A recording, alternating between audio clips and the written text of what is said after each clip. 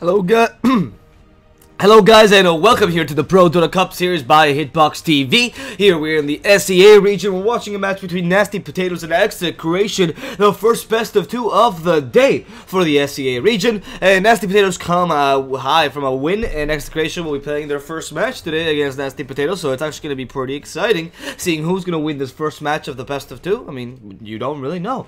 Nasty Potatoes really want to keep up their streak going, but XctN, on the other hand, one of the strong contenders, basically because their organization was well known, actually is looking to at least win the ProDota Cup again, so they can get well known as good players, not as a long-standing organization. That's exactly what they're looking for. Right. Apologies for the raspy voice. Was casting yesterday till 4 in the morning, and now this. So there's going to be not the best voice for the cast today, but we'll try my best regardless. My name is DSwordfish. I'll be your cast for today. Hope you enjoy the cast as per usual. If you do, feel free to follow me on Twitter, and if you don't, I mean, just tell me why, I suppose, because I always like criticism. Let's get right into the draft, shall we? We have Nasty Potatoes here with the Ursa Legion Commander and the Juggernaut Band out. They pick up the Trim Protector and the Warlock, whereas the guys from XctN will ban out the Earth Spirit, the Abaddon, the Axe, and the TA, and they'll pick up the Slaughter, the Crystal Maiden, and the Nyx Assassin. XctN here, already going with a very heavy nuking and single target draft. I like that. I like their orientation towards these kind of things. You can actually get easy pickoffs with both the Slaughter and the Nyx.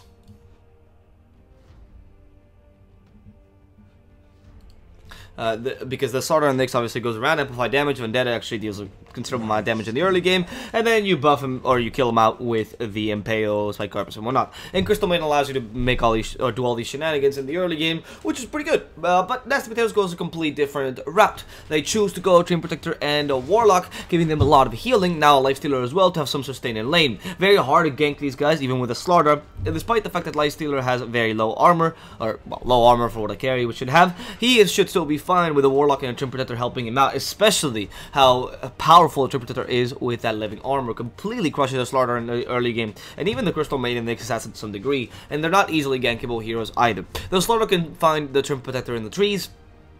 It doesn't actually make it so that he dies, honestly. You still have to mow him down, and with a hero that gets 3.3 not damage, strength per level, sorry, he is going to be hard to kill off. Right, XctN now pick up the Invoker, not surprising, a pickup considering you're up against a, or sorry, you're joining in with the Nyx Assassin and the Slaughter. It's a very common pickup in these kind of combos. Sunstrike at the beginning, this team gives him a lot of space, so you get an Ags and a Crush, or not Crush, but at least hurt the Lifestealer ever so slightly. Nasty Potatoes now have the option of, well, it would have been great to have the option to go to Nyx, but actually they don't, surprisingly, because the enemy team picked up the Nyx, so it's well thought out. But Nasty Potatoes could still pick up, honestly, I think I would go for the offlaner here rather than picking up the enemy mid. You did just see the opposing mid, but you don't want to give him the option of countering you with a carry. Instead, you know, pick up an offlaner here and it'd be safer. Something along the lines of Sand King. Actually, Sand King seems pretty good. Hard to kill, kind of tanky, has a burrow strike, has an escape mechanism. Probably not going to Sunstrike him to death and can gank the Invoker at an early level, which is what you're looking for anyway in an offlaner. The Abaddon would have been a great option, but he's also banned out. And they've actually banned out a lot of offlaners, which is why I would not risk another ban. If they ban the Sand King, you're now into weird territory where you have to pick up like Nature's Prophet or something like that. They also have the Magnus idea, which I'm surprised that the XctN has banned the Axe over the Magnus. The Magnus would be great here. I didn't even think of that. Empower onto the Lifestealer, and you can farm easily. And he's not easily ganked by neither Slaughter nor Nyx Assassin. Has a nice body, so nice amount of armor, nice amount of HP. And on top of that, yeah, there it is. And on top of that, you have an RP. Like, yeah, okay. Why hasn't he been picked yet? Why was Axe banned over him? I do know Nasty Potatoes do like the Axe a lot, but still, Magnus. Come on. Magnus. I understand the Abaddon ban more than the Axe ban here. Regardless, finally picked up. It would have been much better than the Sand King. The Sand King would have not been a bad pick, but Magnus gives you the same amount of team fight, but a much more consistent team fight in the mid and late game, meaning that he actually outclasses the Sand King in that regard, because you don't want to play the early game too much. You're up against an Invoker, Nyx Assassin, Crystal Maiden, Slaughter. The early, like, minute 10, minute 15, when your Lifestealer just barely got his armlet and doesn't really have much else, is not the best time for you to fight, because the enemy team will be ganking you constantly. You know, it's the time to look for team fights around. It's around time to look for team fights rather than time to, you know, spread around the map and farm, which is what you would like to do with a Sand King at some point, you know, before you get your epicenter and you're playing dagger and all those cool items. That said, XctN need to ban out a mid right now, and a mid that Invokers not want to fight against. Depends on how afraid they are. I mean, I know Nasty Potatoes plays Meepo, so that could be a possibility, though Meepo's not particularly good here. And they could ban out simply a Sniper if you're afraid that they're going to beat the Invoker, or the most classical ban here would be the OD. OD with the Empower doesn't do badly. Oh, actually, yeah, okay. The OD with the Empower doesn't do badly because, well, the extra damage is always welcome, especially because it's based on your base damage, or your attack damage. That being, your intelligence increases it, meaning that your empower increases as time goes on. It's pretty ridiculous, actually. Alternatively, you could also pick up for Nasty Potatoes in the mid lane a Puck, for example, giving you a bit more team fight. You pick a 4 Protect 1 and you have a Life Stealer, or the classic here, the Storm. Not particularly good against Nyx Assassin, but there's no other way of stopping him. The only other route they have is the Crystal Maiden's Frostbite, and even, not even Nyx Assassin's stun is reliable, so it's actually quite easy to evade most of the damage XctN has. And you still have the Life Stealer Bomb, which is fantastic, right? About the Weaver, interesting ban, actually. Well, it might not be in the Storm then. That might be in the OD. OD struggles a bit against the Weaver. You only have to drop the hammer as area damage, so you just simply be an OD pick and you're going safe. However, that way you don't really have the bomb with the Life Stealer too much. So, Life Stealer, the Storm Puck kind of heroes. Even in the Ember Spirit, but an Ember I find pretty weak against Crystal Maiden and Slaughter and Nyx Assassin. You don't really want to risk that. Storm would be less safe. Okay, Puck. So second thought I had. Puck is a really good idea here. With Life Stealer, you give him a vehicle. Finally, you give him more team fight and that silence. Plus, Puck can play pretty aggressively against the Invoker. And wow, XctN will be repeating what? Who was it? Jules. Happy Feet. Happy Feet played him yesterday. Happy Feet played the Bristleback in the carry position yesterday, and it worked. Oh, actually, Lil Meek is playing him. I don't know. Lil Meek used to play offline. Huh. I actually don't know, because like, XctN changes heroes or changes players every single season. The only players that have stayed with this team for a while is RR, BYB, and Lil Meek. But that's it. And Lil Meek used to play offlane, so I can only presume that now he's decided to play carry, because I cannot imagine a Slaughter carry in this situation. Yeah, please. So, regardless, Nasty Potatoes is a pretty... I would say they have a stronger lineup. They have an easier way of preventing the ganks from the Nyx Assassin, Invoker, Crystal Maiden, Slaughter. Those kind of combinations, not that powerful. The Bristleback is certainly really strong, but the RP is a great stun to stop him, and the Waning Rift will stop him from using the constant quill sprays. That's a big factor. The Twin Protector cannot stop him from moving, because obviously you have the root, but that doesn't make his turn rate disappear. However, you should still be able to deal with that Bristleback fine if you even grab a Silver Edge on either Life Stealer or Magnus. Both heroes don't do badly with a Silver Edge. So right now, I gotta decline myself slightly for Nasty Potatoes. They have a better team fight with the Warlock. I mean, they have 4 team fight spells and then Infest for extra added damage. Whereas XctN, besides the Invoker, who's mainly team fight spells, you don't really have much of that. The Freezing Field, perhaps, and the Impale, if you really want to stretch your imagination. You know, it's not even a big ultimate.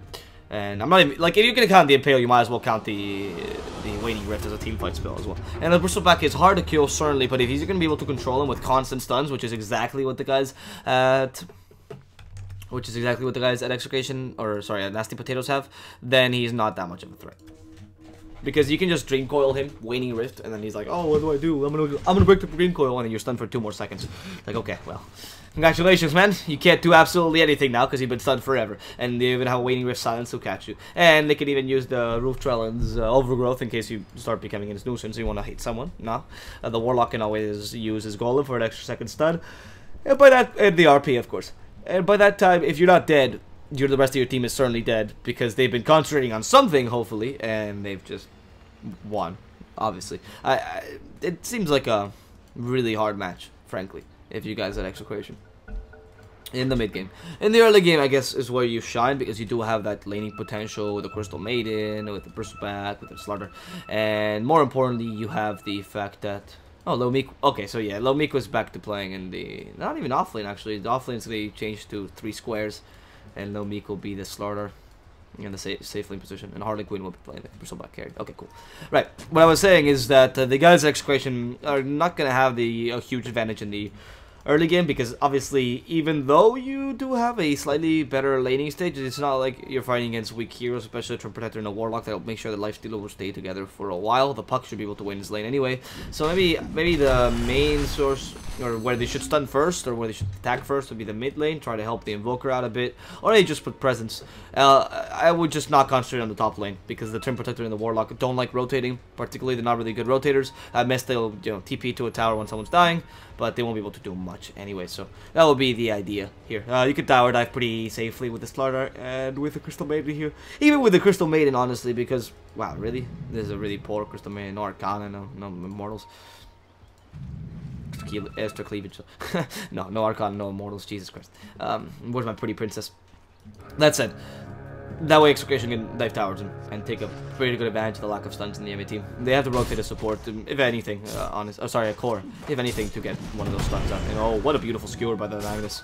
Ponlo taking the rune, and the Illusory Orb still hitting the Slardar. That's going to be a first blood for Death Sama.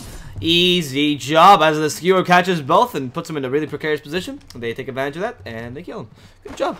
Good job there by Nasty Potato. Seems like they're already starting out pretty well. Right, let's present the teams real quick. My name is DSwordfish. I will be your caster for today. Hope you enjoy the cast. Let's get right into the teams. We have the team from Philippines, XctN.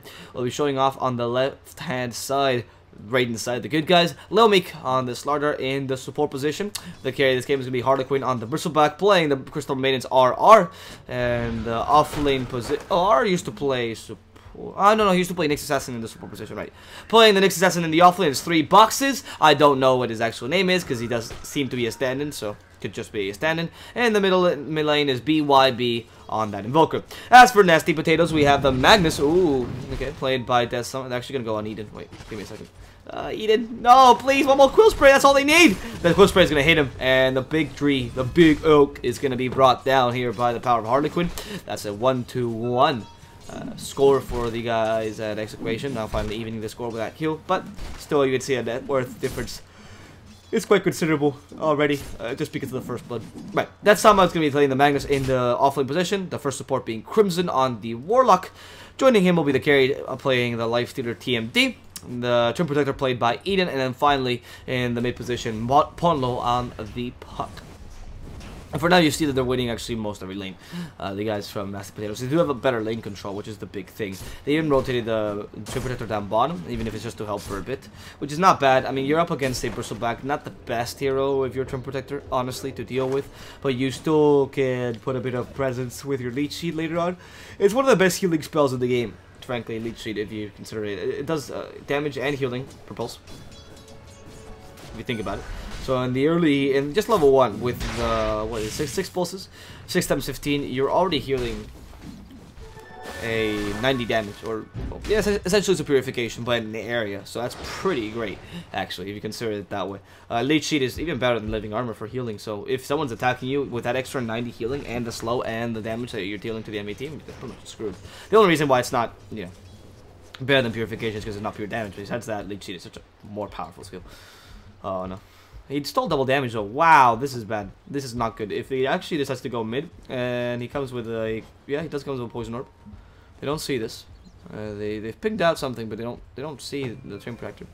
They want to force the Invoker to go between the 2 lanes, I believe, so that the Twin Protector can play more aggressively. But look at this. BYB is none the wiser. He thinks he can get the kill, but in comes Eden with a double damage. That's 1 hit. And 2. No, not even need for the 2-1. Oh, great waiting rift there to stop the Slithering Crush from happening. Ponlo still has the phase shift. If the Slithering Crush happens any second, he did not. He decided to evade this. In fact, he decides to go with the Illusory Orb, try to kill Lil Meek. Will not accomplish that. Lil Meek will survive here in this mid lane, while in the top lane, the Nyx Assassin dies. Now trying to chase down Eden, but it's not the best of options. Ponlo, careful, has to evade this hit, because otherwise the Cold Snap will kill him. There's a Living Armor saving his life thanks to Eden's level 2, but Eden has to go in the trees. Someone needs to help him out. The Sunstrike will hit, and Eden, by turning around, sentences his own life to that of a fried Twin Protector. And with that, they do lose the Twin Protector again. That's the second kill they get on that same hero. But in exchange, they got a kill on the Invoker and almost a kill on the Slardar, in addition to, you know, helping the Puck out a lot in this lane. I do believe that was a worthwhile trade for Nasty Potatoes. Oh, Invoker got a last hit. Good job. Well, actually, it was a deny, so he still had 6 last hits. And Ponlo is really dominating him. I do like when I see this from a Puck. Oftentimes, people will say, oh, this matchup is better for the Puck, or this matchup is worse for the Puck. But you notice that if the Puck is not a practiced Puck, then or I say practice, like someone that really likes playing puck often, then you'll see that their effect in lane is actually not that big. You'll see, like, you know, there'll be even in last hits puck maybe winning by a bit or so, and you wonder why. You know, if this is such a favorable matchup, if puck should be able to evade all spells. Well, because evading everyone's spells, or all one hero's spells, doesn't do anything if you don't play aggressively, and that is what a good puck does. If you watch Fata plays the puck very aggressively when he has a dominant matchup, and he wins because of that reason. You know, he goes around with Illusory Orb and just puts a lot of damage onto the enemy team, and he barely gets ganked as well, because he can just, you know, Illusory Orb or phase shift away from the ganks. And he's fine, and that's what Paul is doing right now. By dominating this Invoker's lane, 23 last hits to 10. Only 2 DIs, which is a bit surprising, but the rest of it is pretty great. And I would not go and tank the puck with a starter right now. After now, like in the beginning, yes, sure, because you have the Slithering Crush and maybe the boots, but right now, you're level 2, the puck is Waning Rift, so the second you get close to him, even if he's Cold Snap, that Waning Rift is a 0.01 cast point. There's no way you're going to Slithering Crush before he Waning Rifts you. Maybe the phase shift, not the Slithering Crush. Oh, in comes the puck. They want to help Eden out. Has to use the living armor himself. For now, he's still surviving, though. RR is going to start taking some hits from the puck. And this puck is determined to not let their tree die. There's no shrine up there. The Frostbite will finish him off, but the Waning Rift to ensure that the RR will also die as a result. And in comes the enemy offlaner, catches Lil Meek. And this is like shooting fish in a barrel. Goodbye, Lil Meek. Easy skewer, easy kill. And with that last harpoon, the Nasty Potatoes guys not only rival the score, but also improve it by being able to take 2 kills for the price of 1, in this case, or 2 supports for the price of 1 support, who wasn't even rotating. So, I mean, those 2 wasted a smoke gang came in the mid lane, failed to kill Ponlo, and gave 2 kills to Ponlo. Meanwhile, they only got a single kill, the 2 of them together, without the help of the Invoker, meaning no extra experience for the Invoker.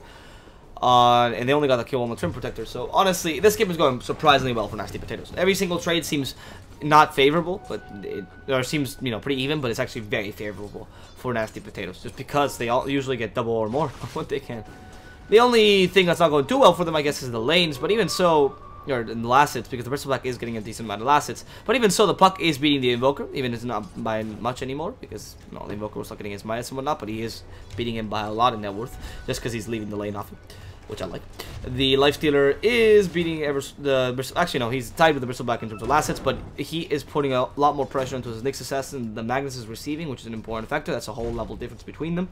And being able to get a Blink Dagger early with Magnus, and even using the Arcane Boots. Oh, careful, BYW being hit by the Pink Coil. There's a Slithering Crush, prevents it completely. That's a failed Slithering Crush. No Waning Rift though. Eden will be hit by the Sunstrike. No, he does not walk into it. The Living Armor is still helping him out, but Ponlo's determined to get the skill. And for now, the Trim Protector will survive, but Ponlo, he is in the middle of 3 heroes all attacking him. He starts attacking R, says, screw it, why not? Let's go for the kill. The Frostbite finally hits him. The Slithering Crush is also available. They'll phase shift. The Waning Rift to prevent some of the damage, but the Slithering Crush will eventually catch him out. The lack of phase shift doomed this puck right now, and he went a bit too aggressively, bit off more than he could chew, and got punished for it, socked in the mouth by the Slardar Slithering Crush. And with that 770 or 700 difference now only in favor of Nasty Potatoes. Not as big as before. Ponlo's difference got maimed. You can see because maim is a Dota term. Puns. Right. The Magus though is still, with that rotation, or with these constant rotations for the supports, he's able to actually have a decent lane, which is important considering 26 stats on the Magnus, 28 on the Invoker, only 11 on the Nyx Assassin, so he's going to become a relevant position 3, whereas other heroes don't really have the power. Oh no, what do you do? There's an upheaval? They don't. They actually don't have an upheaval. I know that Warlock is supposed to be a lane dominating support and whatnot, and why would you ever get an upheaval? But what level of upheaval early on against a Nyx Assassin? He has no way of escaping it. You only have a Spike Corpus, and upheaval deals no damage. There's no way of him cancelling it. He can at best impale you, but if he can impale you, then he's going to eat up in open wounds, so he's going to eat up in range. Yeah, it's not a good idea at all. So, I do like to, I think he should have gone for a level of impales. Sorry, a level of upheaval over a level of Fate of Bonds.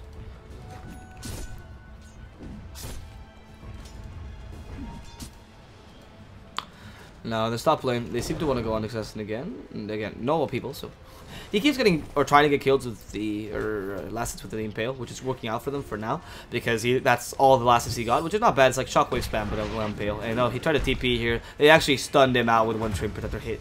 And it seems like they didn't need the upheaval, because the Nyx Assassin wanted to TP in the middle of the trees against a Trim Protector. Very scary play. And now Waning Rift comes in. They want to prevent some of the damage from the cold snap, but Polno's actually taking a lot of damage as to jaunt away to the orb, which was behind enemy line. Sunstruck is not going to hit him. Slithering Crush, though, will stop him in his tracks, and one last hit from the Slardar will ensure this puck goes down.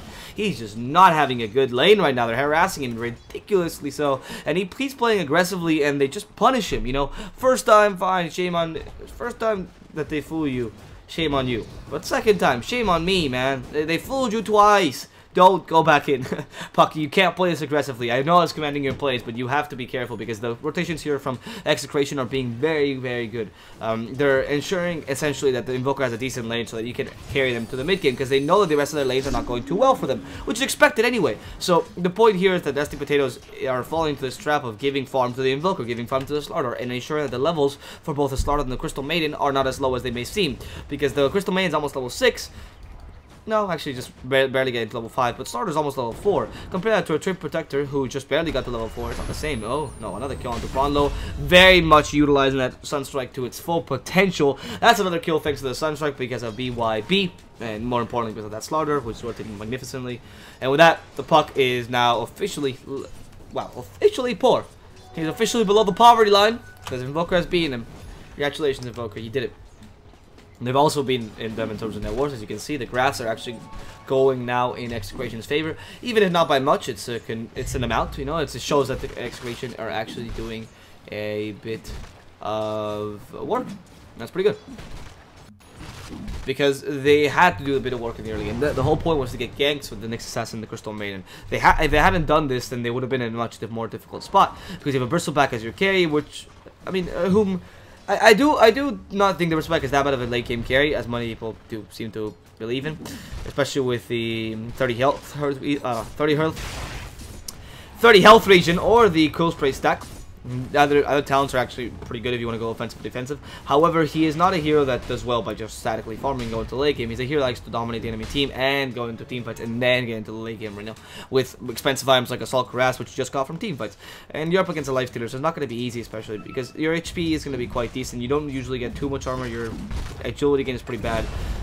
No, another kill on the Puck. So that's working out really well for the XctN guys. In fact, I like that he's going for the Solar Crest. We've seen this build a lot in the Bristleback. And he's going to go out for Eden in this top lane with a couple of the Viscous Nasal Glue stacks and even now the... Oh, no. Eden will survive. Okay. He will survive. I will survive. That was surprising because Harlequin didn't want to commit too much to this. He was much more concerned with the tower. And that's more important. Harlequin knows he has to take objectives. The kill and Trip Protector, whom they've killed 3 times already, they don't really care that much about it. It's 11 minutes in, they can't kill him perpetually. You know, Eden will, there'll be a point where he just won't be dead anymore. You know, he'll just revive so quickly that you won't even notice he's dead. So Harlequin just will take the tower instead, take a more important objective, and start threatening the enemy jungle, which is important because they want to get, you know, solo kills where the enemy team is farming with Sunstrike and Nyx. That's pretty easy for them. Ooh, great Dream Coil here. Now the golem also falls down. Slaughter is stunned out, but he doesn't want to break the Dream Coil just yet. In comes the Life Stealer. Tries to use the Slithering Crush. Life Stealer's only objective is the RR, and he will get it quickly, but Harlequin is now joining the fray, killing Crimson with the help of the Cold Snap, and they want to go on to Pondlo possibly. The Sunstrike is going to miss because Pondlo predicts it perfectly, and he evades both the Physical Nasal Goo and the damage on the Invoker with the amplified damage, so that would have really hurt the Puck. Fantastic evasion there with a face shit evading 2 projectiles. Okay, that was surprising actually. And with that, the XctN do lose a bit, or sorry, do gain a bit more of momentum without Bristleback joining in. That was a really good rotation here from Bristleback, accepting that he can now go to the bottom lane and just farm up here and put a bit more pressure on the Magnus again, and because he's already done with the top lane, he rotates down bottom, helps with a couple kills, and continues to farm. In addition to that, he'll be able to get a Solar Crest at a very, very good timing, and you're playing up against a Lifestealer that has Midas. And despite the fact that I do like the Lifestealer Midas, it's greedy, but it's good, especially with an Empower. It's the issue that the Lifestealer will not be able to fight a Solar Crested. Oh no, the Sunstrike is going to hit. Not quite. The Slithering Crush is not going to hit either. Shadow Word comes to help him out. Wait a second. Nyx Assassin also joining in. The Impale. The Mix has been caught with the Dream Coil. But the Nyx Assassin is determined to kill TMT. However, he's healed a lot. This sustain they'll give him is quite considerable. And the Puck might just go down to the damage on the Meteor or the Cold Snap as well. But he uses the Magic Stick to survive. Here comes Harlequin. They want to keep on fighting. The Impale comes out. Roof Drill and uses the Overgrowth. There's something to do. But the Magnus is still available to use his RP. Manages to kill the Nyx Assassin. The Skewer to make him save his life. And Harlequin, for some reason, still surviving here because they're attacking him from behind. That upheaval is making him so slow, but TMT has not decided to attack his face just yet. He has to heal up the Freezing Field to do a bit of zone out. In the end, he'll have to die, and RR will decide, yeah, it's not a good idea to Freezing Field a Raged Lifestealer. He wants to keep on fighting though, because after all, he's gonna die anyway. In comes Lil Meek. He gets Waning Rifted. He can't use Slithering Crush. Where's the help from the rest of the team? And nobody is coming in to kill off Lil Meek, and in the end, that's gonna be a super chaotic team fight that I believe goes in the favor of Nasty Potatoes. Potatoes. I'm just saying that because the net worth changed. I don't actually understand. That team fight was crazy. Look at that. Okay, you know, it was completely unfair with Nasty Potatoes. I forgot. Actually, they didn't lose anyone in the beginning of the fight. XctN started losing people left and right just because of those constant good team fight spells Nasty Potatoes have. And it's not surprising. They have a really good team fight here with the Dream Coil. Dream Coil wasted a bit early, sure, but the Rock, pretty good Rock. The Overgrowth catching out, especially catching out the Warlock there in the back lines, making sure that you couldn't really help the lifesteal. That's pretty important as well. And later on, actually, our might just die if Eden hits him twice, but whatever. And then finally, obviously, the RP, which caught up Bristleback and caught out the Nyx Assassin. Meanwhile, Pawn Look gets an kill on the bottom lane. That's not bad, but with an Impale, he should die swiftly anyway. Impale plus Sunstrike. Sorry, give me a second. I'm the camera controller, and something's okay. That's weird. What's happening with the dog? All right, sorry about that. Then now comes the Golem. Harlequin being stunned out, but still dealing a lot of damage to the Quills. Could kill the Turn Protector before he dies. He won't be able to, and that Turn Protector will survive thanks to the living armor for now. As Harlequin does die, playing a bit suicidally there. He was really close to a Solar Crest. In fact, he had it, but he didn't use it for that team fight, mainly because he didn't have the courage just yet. And oh, the Invoker is farming alone. Why is he doing this? Invoker farming alone, just seeing the Bristleback dying on the shrine. I mean, they had vision over there, and he keeps on farming there. That was a questionable play by the Invoker, certainly. A bit too greedily, I guess, by XctN. And Nasty Potatoes will take another free kill pretty much in the mid lane, and now able to take a tower as well, utilizing that empower damage best of their ability. And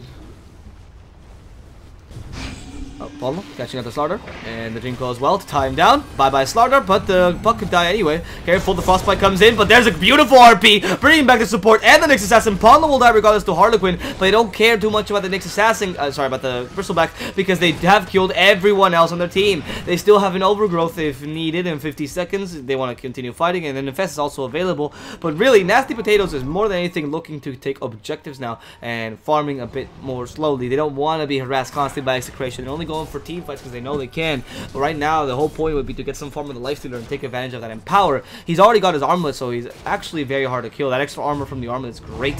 When you activate it, it pretty much negates the power of Shine from the Bristleback. And you consider that it's minus 12 armor. Your armor gives you +9 if it's activated, so eventually it's more or less the same. And you have one more armor item, and you're pretty much negated the whole damage of Shine, which is pretty good. So lifestealer does not rely too much on the armor that armlet gives. However, you're still dealing with the amplified damage, or the Chorus of Haste, sorry. So that's, yeah. So regardless of the extra armor the armlet gives you, you're still going to be screwed with the armor strategy. However, you do have a good amount of sustain and a good amount of team fight. We saw how powerful the sustain is with the Warlock using Shadow Ward, and then the Turn Protector using Living Armor, and the Lifestealer essentially healing up to full health just alone. I mean, I think he ate a creep at one point, that's it. It's quite fantastic. And, oh, careful, Nyx Assassin from behind with a Vendetta. Don't know how great a play this is. They're bound to have a sentry at some point. There it is. They see him. And goodbye, Nyx Assassin. You try to go for a kill, but in the end, you just stood still. And they got a kill on you. Right, so, nah, but in reality, Nyx Assassin there, the reason why he keeps playing so aggressively and he keeps dying is that it's so obvious what XctN is going for. It's so obvious what their strategy is, which is constant ganking using the Sunstrike. Give some space to the Invoker, play when you have Aghanim's, and then try winning that way. It's too obvious. When you're Nasty Potatoes, you're so inclined, very much inclined to put wards constantly, you know, defensive wards down, sentries especially. You'll put some defensive vision down. In fact, they do have some offensive vision here near the enemy shrine, which is really good, by the way, and some in their jungle so they can farm it. But here, the mid lane, they have a pretty good control with this ward being here for quite a while. And they haven't even gone to their own jungle for a considerable amount of time. Nasty Potatoes have decided to clear the enemy jungle if they can, or alternatively go for kills. And they saw that smoke. That was a weird smoke. There's no way they didn't see that. There's just no way. Nyx Assassin, they'll find him. They know he's around. The sentry is available. They just discovered the Magnus, in case they weren't aware of the smoke just yet.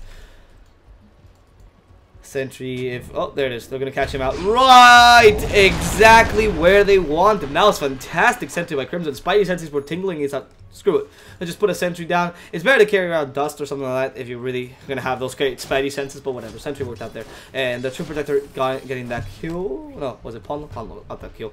Getting a bit more gold, able to complete that Veil of Discord. We do believe it's gonna be one of those Dagon pucks, so the 10% spell amplification works pretty well, so it's not a big deal. It's not a big deal here. Usually I would go, no, why is the Dagon puck as opposed to spend the Ice puck? But honestly, we've seen the Dagon puck in quite a few games, and it's worked pretty decently. And in fact, this game is actually quite good against Bristol Black, able to do some burst magical damage. His strength gain is surprisingly low, and even though his agility is even lower, his HP gain as a whole is just not that great. If you're Bristol Black, 2.2 per level, that's what, 32.34?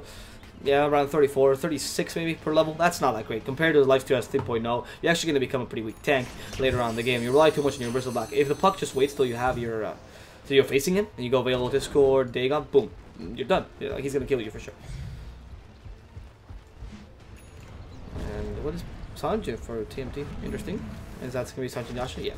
I actually like that Sanjay Yasha pickup. It's old school Lifestealers, like Aggressive's Lifesteal, or Aggressive's Lifesteal from Sidek. And now I want to say BCJ. Oh, wow, they completely discovered that smoke. That was fantastic. Even the dust fails. Eden, the master of disguise, the ultimate stalker. That was really good. And now they go on a Harlequin, and they start hitting from in front. Hitting from in front. Just, yeah, okay, Harlequin is at least forced to turn. That's good. That was a really bad turn. Okay, they don't seem to care too much. The puck is coming in. Right. They knew that the enemy team was rotating here because they saw him with the wards, and they thought, okay, I would love to kill Harlequin, but there's a limit to my greed. And we don't want to initiate on the enemy team when we don't have our whole team with us. But in goes Ponlo. They have an RP to help him out, and they kill wow, they kill a starter really quickly. The True Protector from behind. The puck is just made sure that he's in front of this Bristol Black, and they're gonna start hitting him pretty hard. He has nowhere to go, but the Meteor Persephone last combo comes in. Lifestealer almost dies. The puck has to join in. The freezing field from the Crystal Main also dealing a lot of damage in the backlines, and the only surviving core here of Nasty Potatoes is a puck in the Magnus. They already lost their carry. That's pretty big, and they're not able to stun out this Crystal Main. And now finding BYB. Where's the RP? Not enough mana, but the amount of magical damage they have will be enough to finish off this Invoker. Two cores here, the offlaner and the carry and the mid laner, for the price of just a Lifestealer. Not bad engagement for Nasty Potatoes, considering they also killed the starter early on in the engagement, and the Lifestealer, if it wasn't for that freezing field usage, he would have probably survived. The freezing field and the great combo by Invoker. It's unfortunate I used his rage so early. I think he was not expecting the Invoker to combo, and I mean that's not surprising. The Invoker came from absolutely nowhere. He just is like, oh, okay, why? All right, that just happened. He just deafening blast and meteored me. Surprise, surprise. And all you can do is wait, because obviously the amount of damage is ridiculous. I think he even used the call snap on the Lifestealer. Not entirely certain though. I couldn't quite tell in the middle of the team fight. That's an Ags Invoker, by the way, so that's a bit more effect on the Invoker. However, he died, so if anything, Nasty Potato should be pretty happy that they dealt with an Ags Invoker so well and so gracefully. And in the end, you do get a better team fight regardless. It's just that combo was really nice, and the positioning from the Invoker is perfect, you know. Exactly what they're looking for. Is there lag? Yeah, there is lag. Not in the stream, sorry guys. Should have mentioned that. There is lag in the game itself, so there's sometimes when I'm getting lag, hence the pauses and whatnot. It's not if you see like like somehow stuttering or the stream will stop like working, that's definitely my game. I'm watching the game and there's sometimes issues with the SEA servers, especially from my connection because I come from Europe, right? I live in the UK, so that's why there's the lag occasionally. It's not the stream, so don't worry about it. That's why my voice sounds so clear as well. It's only the image that gets lagged. Right, you're in the shadows, so don't restart your streams or don't leave or whatever. It's just a matter of the servers. There's no other way to watch this match that's not with lagging servers. I guess unless you're in the SEA region, in which case I'm not entirely certain. If I'm entirely honest, I'm not entirely certain on how it works. Because you never know if it's a problem with the servers either. It's a problem with your connection to the servers. That's a big deal. Where some servers I remember used to be just constantly bad, but some servers have issues with connection to the servers, like China servers, for example. China servers always had issues because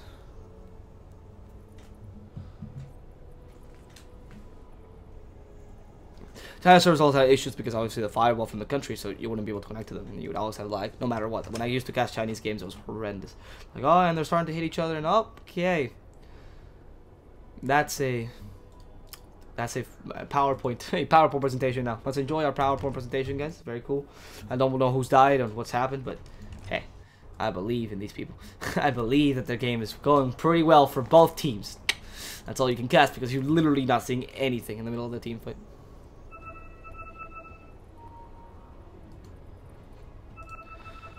Couple pings happening. I don't know if they're ping a sentry. That's a weird place to ping, actually.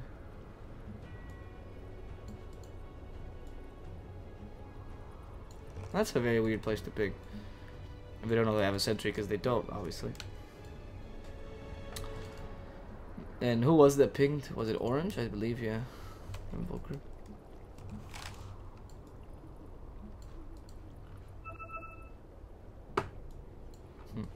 Don't know. I don't know what he's paying exactly. So I'm not gonna accuse anyone of anything. Obviously, just you don't. It's a weird place to ping, simply. Where an enemy ward, like exactly where an enemy ward is. However, it is an award spot. So what can you really say? It's just one of those things where you have to chalk up the chance. Lifesteal, by the way, really farmed, honestly. That Midas has been helping wonders. And against a Bristleback, the Midas is actually really good because you're able to fight decently early. Well, Lifestealer with the Armlet and whatnot. I mean, you want to fight decently early with the Armlet and whatnot. So it's quite nice for you. But at the same time, as the game progresses, you actually notice that the Bristleback is... going to be falling behind you in the farm because he doesn't have any great farming mechanisms, but at the same time, well, I mean, he's constantly fighting, so he thinks, okay, this is my game. I'm doing exactly what I want. I'm constantly fighting them. They're constantly fighting me. They don't have any time to farm. I don't have any time to farm. That works out for me because I'm a Bristleback. Jesus. But not with a lifesteal with the Midas, because whenever you're not fighting him entirely, first of all, he's going to empower and take a bunch of lane creeps, and then second of all, he's just going to boom. He's just going to be able to just Midas something and be set, essentially.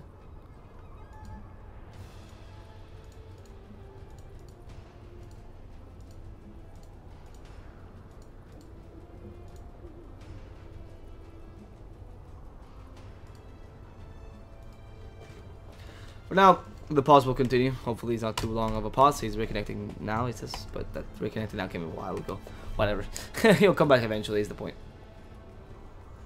And with this, XctN, I mean, XctN are not actually lost by any means in this game, but they're not doing too well because of the fact that their lineup does not deal well with playing from behind. It's honestly a lineup that needs a lot of map presence, and more importantly, a lot of wards. If you see, the warding for XctN has been not subpar, actually. I don't even want to say it's subpar because it wasn't really their fault as much as it was just a great dewarding job by the Nasty Potatoes support, if you consider it.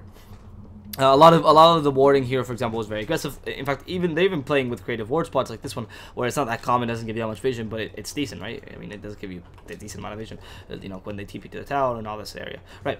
That said, the whole point here is that the guys from XctN, in reality, have been warding pretty decently, but the Crystal Main or the Warlock and the Tomb Protector have been very bent on destroying these wards. Constant sentries to deal with the Nyx, constant, you know, sentries to deal with the wards as well, and with that, it's just, I mean, yeah, it's just gonna happen. You're just gonna end up dewarding people, and you're just gonna end up like taking away all their vision. And without offensive vision, you can't get Sunstrikes, you can't get the Nyx Assassin combo, you can't really utilize the Slaughter too well, and you have to rely on team fights. But the team fight is just not gonna ever be superior than any team. You're not gonna be able to beat them unless you fight between all of their ultimates. And if they use all their ultimates seriously in one team fight and you're all dead, I mean, you played amazing.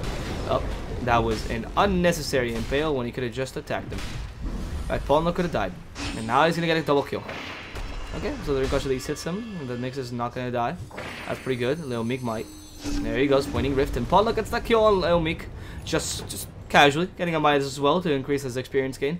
Being able to get to that 420 gold per minute, which Pucks loves, you know. And that was a weird play because I'm almost entirely certain that the Vendetta did not hit. Because it would have shown some sort of animation. So he just went straight for the Impale. And though I'm not dissing the idea of going for Impale first, because, well, sometimes you need it. Honestly, he was already stunned. You could have waited that extra half second, the puck could not have evaded you, and you could just Vendetta impaled. Or maybe the starter could have waited a bit more, and you would have just been able to fight, you know, in normal circumstances.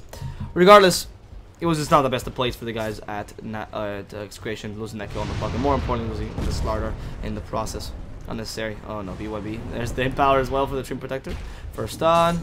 Wants to get the second one, the RP. He wants to get the second stun chained in, and that's constant stunning from the roof trailing plus the overgrowth. They want to ensure this kill on the Invoker is swift and easy, and even with a shockwave, they'll ensure that the Invoker does not get away. That was really good Deafening Blaster. I mean, he used the Tornado best he could, but in the middle of, I think it should have been Deafening Blast, then Tornado, and then Ghostwalk, but whatever. Warlock is going to be destroyed here though by the combo of XctN and Starter. This is exactly what they wanted. They don't even need the Sunstrike for this one, so that's not bad actually. And now again they're trying to go into the enemy jungle, trying to put a lot of wards there to see the aggressive wards to see the enemy jungling and try to crush them. But last two players have figured out this plot, and they've just decided to either go for kills or go for their own enemy jungle, right? For the Execration jungle, and then just win that way.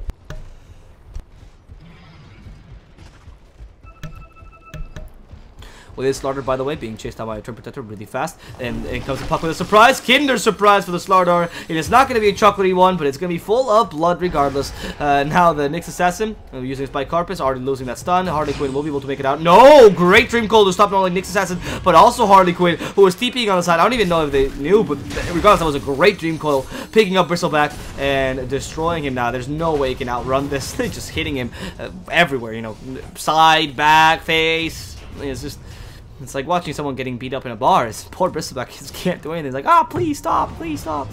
And in the end, Nasty Potatoes will be able to take another double kill. That was actually a really good thing going by that Puck. I don't know if he saw the Bristleback or if he just saw him go in or something and he just had a hunch and he was around there. But they even put, look at these wards. Look at these aggressive, creative wards, but aggressive. I'm sorry, creative but aggressive wards. Because they can't put them in these positions because these are always getting dewarded. Hell, even if they put it within the area of a sentry, this also gets dewarded. So this is pretty creative warding here just to get the same amount of vision. Ideally, you want to put it like around here though, just to get more vision of the high ground area, I would say. Because you're more interested in getting people rotations rather than people farming. You don't care when they're farming a camp. You care to know what camp they're farming. Just basically because of the... You know, the rotations, you see the rotations, you know exactly what they are, and then you just boom, go on. It's pretty easy. Yeah, what happened to Execration? No Abin, no DJ, no Rapi, no. It's true. They lost a lot of them. They lost a lot of the good players. Like I was saying, Execration changes players every single iteration, every single ProDota Cup season, honestly. And today they have Leomik only that I know. Sorry, not Leomik. Leomik only that I know on the Slardar, and he's a pretty good Slardar player. But even so, he's not one of those classics at Execution. And RR, who's playing the Crystal Maiden, and BYB, I suppose. But I do believe BYB is a bad player. Not entirely certain, but I do believe he was one of the players for Arrow Gaming. Because they've used him before, and I don't know, they just seem to have a shortage of players. A lot of new Filipino teams are coming up. For example, what was the other team? I think, not Clutch Gamers. Happy Feet, for example, coming up with a lot of good Filipino players, and now nobody wants to go into the old org like Execration. It's an old org, it's a classic org, and I guess people don't trust him anymore. Lomik, oh, careful, that was a really good blink to save himself. It's a weird thing, actually. I would love to write like an article about the fall of Execration from being the top contender together with Mineski for the SCA. Mineski and Execration were the teams in SCA back in the day. Back when SCA wasn't even that good, and they were good teams. I mean, they had some decent players as well. They might have not been the strongest region, but they were not by far the weakest. NA was much weaker than them every turn. And then when SCA got their boost, I guess, get their time to shine, when players like, for example, not players, but teams like Fnatic and teams like TNC started coming out. Really good teams now. Team Faceless as well. We even have people like Clutch Gamers who are playing pretty decently right now. The guys from the new Mineski, etc., etc. When the teams start becoming powerful, the only team that actually really lost there, even Rave in the moment, was Execration. Execration just never came back when that happened. Nobody wants to join the org. I guess you wonder. Nasty Potatoes, similarly, I believe these guys are Singaporean, but regardless, it's quite a good team. I would love to see them at TI. I've always said that. Not on TI, Major or whatever. Just to see them presented, because I don't believe they could be able to get an org that quickly, in SCA especially. So, there's less orgs than in Europe, for example, or NA, where there's many more organizations. And if they can't, then it would be great to just see him go on stage and be like, now facing, or playing Evil Geniuses. You know, you have Evil Geniuses come out, blah, blah, blah, and it's like, versus Nasty Potatoes. It's just, oh, I love that name. It's great. It's a great name. And their logo is a 3D logo. I mean, they have a graphic designer clearly in their team. It's fantastic. Right. Sorry. Let me stop fanboying over the guys at Nasty Potatoes. It's just a pretty good team. I enjoy them as players. They're also decent at playing. That's the most important part. If they were bad at players, then they would be more concerned. But they're not. So that works out for them. Now in this middle lane we see TMT trying to put a little pressure on this tier 2 tower. Not going to help too much, frankly, if you look at it. In fact, they're going to set to go top lane and try to get another one of those kills. It's weird that Nasty Potatoes is the team that's playing aggressively instead of that being XctN. It's them who are looking for kills, them who are trying to, you know, constantly go for ganks. And it's working out for them simply because... Oh, wait, careful. The Puck, Impale, fails. Phase Shift, though, is still available. And Puck can still water away. Fondo, being hit only by 1 stack. That haste rune is really helping me out. He still has the Blink Dagger, by the way. Now going to the Nyx Assassin. There's no way he can survive this damage. Even the Spike Harpist, the Life Stealer doesn't care. The Puck resurges from the Phase Shift with a Dream Coil as a present, you know, for the Slaughter, but the Slaughter is not going to die just yet. The Magnus with the RP takes down 2. With that, actually only the Slaughter goes down first, but they want to kill the Magnus regardless. This Bristleback is really tanky, but not tanky enough, especially not against a Life Stealer. Death Sama just completely crushed him with a magnificent 2-man RP and preventing their escape from the team fight. Now the Puck, wow, actually not going for the extra, oh, she's not going for a Dagon Puck. I love this Puck, it's utility Puck. Old school Puck, yes boys. As TMT is himself being the main damage dealer. He went for Sanjay Yasha, Desolator, he wants to clearly end this fast. Going for the full minus armor build with Sanjay Yasha to go with it. I love that actually, because Sanjay Yasha gives you the necessary tank, together with the armlet obviously, to become a decent carry that doesn't die easily, right? But I believe this Aegis is going to expire now, by the way. Yeah, it's very close to expiring. But the most important part is that TMT is able to then, you know, withstand a lot of damage, but also put a lot of damage out as well with the Sanjay Yasha, and, you know, get the extra movement speed and main and whatnot, which is not bad. Oh, I actually didn't even see that. Where did Pono die? Okay, they just caught him out with an Impale and a Sunstrike. I was just watching TMT's escape, and oh, Bristleback is... Okay, this is not a good idea, Bristleback. They see the TP, they want to actually go for this. Now, Harlequin... No, in fact, they want to go for the guys at top because they know exactly where they are, and they have a Life Stealer after all with a Rage ready and an Aegis, which is about to expire, so there's really no reason not to use this. Oh, they see a Crystal Maiden, but they can't kill her in time. They do want to kill the Nyx Assassin regardless. The Aegis just faded, so it's maybe not the best time to fight. However, you can get a pick off if you want to. There's the Roof Trellin with the Overgrowth, and 3 hits. 3 hits from the Life Stealer eats up that Nyx Assassin. I mean, all he needs is Empower, and he starts hitting like a truck. Especially with that Feast extra damage. And not like Nyx Assassin is the best agility here. In general, to beat Life Stealer, the best thing to do is, or the best way to beat him, is to have a huge disparity between your agility and your strength. So your agility gain should be great, and your strength gain should be horrendous, and that's how you do it. That's the only way. That's the kind of heroes that you want to pick. Think like heroes like Drow Ranger, for example, are decent against them for that same reason. Within reason, because Drow Ranger actually... No, actually, Drow Ranger is a bad example. Heroes like Morphling, for example, are great against him for that same reason. The Terrorblade, etc., etc. Heroes that have a lot of armor and can withstand a lot of physical damage, which is all the Life Stealer has, but not too much strength, so he doesn't get too much extra damage with HP. The exception being Dragon Knight, because Dragon Knight is just god in terms of armor, so he's god tier. He's rivaling terribly in terms of armor thanks to his Dragon's Blood, so he actually does pretty well against Life Stealer, who does not have that extra physical damage. We'll talk rats for him now. A bit of extra tank as well. Let's not forget that. The amount of damage, physical damage on execution is low, but he's going to help against Bristleback especially. Oh no, what is BYB doing? Okay, they should see him. The RP has just been wasted, and they have no dust. That's why. That's why they used an RP in such a precarious fashion. I was going to say, why risk it so much, but it was definitely worth it. They do kill Dire Courier. I actually didn't see who it was. I believe it was a Slaughter killing Dire Courier, but no, I believe this the Invoker. No clue. Honestly, no clue. But regardless, the Dire Courier was carrying nothing, so it's not that important of a kill, especially at this point in the game. Your net worth is not doing that badly considering the things the enemy team is doing to you and how much domination it seems Nasty Potatoes have. In fact, Invoker has been able to maintain himself a pretty decent net worth, but you still have the Bristleback who's fallen off considerably, and the Nyx Assassin who would like to have a bit more items than this, especially with the Midas. Oh no, can they stop this somehow? He has a Dream Coil. Oh, Harlequin is going to try to TP away, but fail. The Upheaval also joining in, so they can't really move. He's just trying to be sassy and give him the back, but the Harlequin, where are you going? There's only trees that way, and incidentally also your death. Poor Harlequin can't do anything there. Honestly, he was just going. I mean, he's just being destroyed by the guys next creation. Nasty Potato, sorry. They have a superior team fight, and that Dream Coil is being used so offensively. I love it. It's working wonders for them, being able to take down whatever solo kills they get. Honestly, they have a lot more team fights, so they can use the Dream Coil more as an area stun because they don't have that many stuns in their supports, which is a good idea, frankly. Meanwhile, on this, okay, Slaughter. Okay, Slaughter. Little Big thought wisely. If you had gone by the enemy shrine, that would have been super dangerous. Oops.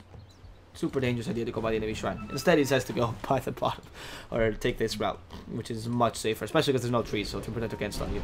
Meanwhile, on the top lane, though, TMT is being harassed considerably with the ice wall. He can still rage whenever he wants to. Crimson is ready, and in fact, there is the attack from the Lifestealer is ready. As in they go, Pawn the Wither calls, while the Waning Rift, no need for it, apparently, because BYB cannot even use the Ghost Walk. They kill down 2, Impale, not available for the next assassin. Now the Crystal Maiden is the third victim for this Lifestealer, who's just on a killing spree. He's a serial killer, this man, and they want to kill off the the starter as well, but they're not going to be able to reach him in time. That Puck doesn't want to play too aggressively. It's TMT's turn to just go onto the towers in the top lane now.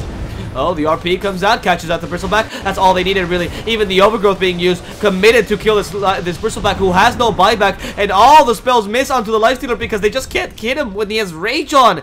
He just used Deafening Blast, EMP, and Definitely Blast and EMP, I believe, just to try to hit the Lifestealer, but they both missed. So he just continued hitting the tower, and that's a great Rage. Go for 1 extra second of Rage cooldown, by the way. And with this TMT, we'll be able to take 2 sets of racks, or 1 set of racks easily, if not 2.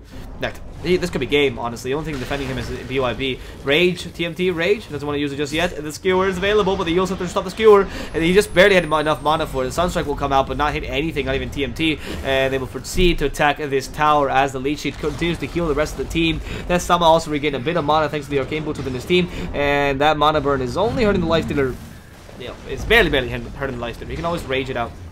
Now, he's actually doesn't have Rage. Dream Coil comes in though. They go on to BYB, Waning Rift to prevent the spells, and BYB is dead. The Freezing Field comes out, but it's immediately cancelled by the Skewer. RR will join the Club of the Dead, and 28,000 net worth difference now in favor of Nasty Potatoes. How are you meant to come back from this when they're still in your base? In comes the Slardar. Great stun from the Nyx Assassin, trying to kill off the Lifestealer. He doesn't have the Aegis, but he still has the armor to toggle. And finally, the Bristleback joins the fray again. He's been brought back because they've been staying in their base for over a minute now. And Nasty Potatoes just wants to kill him regardless. They have an open wounds. They can still attack him, but they just use Leech Seed for now. There's the open wounds. A Puck in front. The Skewer to make sure that they do kill him off. And the Bristleback will be gone for another minute. This man, oh, he just can't do anything this match. And the GG will be called by Execration. BYB accepting defeat upon the face of Nasty Potatoes. They show off why they were one of the favorites in the first, last iteration of the ProDota SCA Cup.